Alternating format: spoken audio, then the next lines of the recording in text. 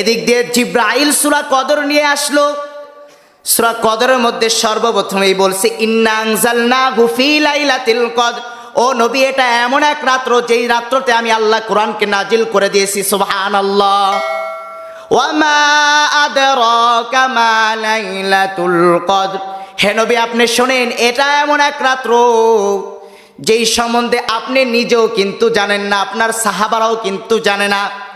লাইলাতুল কদরি খায়রুম মিন আলফি শাহর। হে নবী শোনেন, এটা কত দামি রাত্র, কত বরকতময় রাত্র,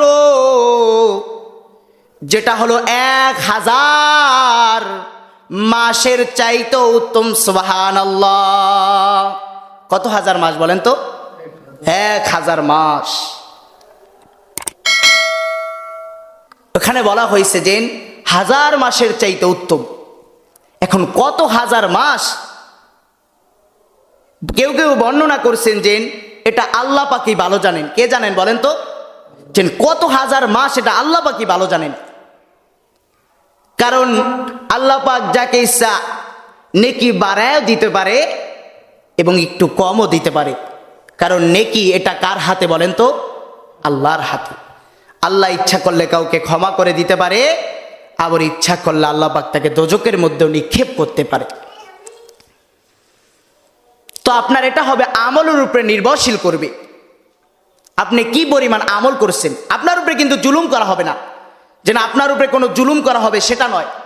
আপনার উপরে সামান্য থেকে সামান্য জুলুম করা হবে না। তাহলে এই মাসটা দামি তো দামি, এবং একটি রাত রয়েছে যেটা হলো কদরের রাত বলা হয়। এই রাত্রটা হলো 1000 মাসের চাইতে উত্তম। কত হাজার মাস এটা আল্লাহ পাকই ভালো জানে।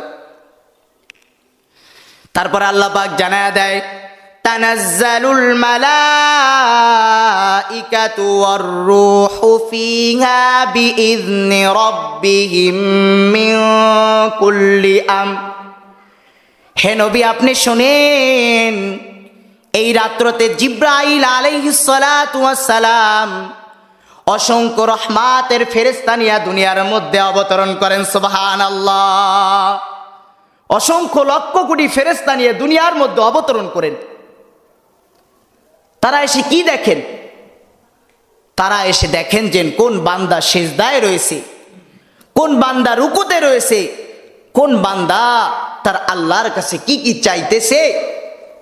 তারা সেটা তাদের খাতার মধ্যে লেখা শুরু করে।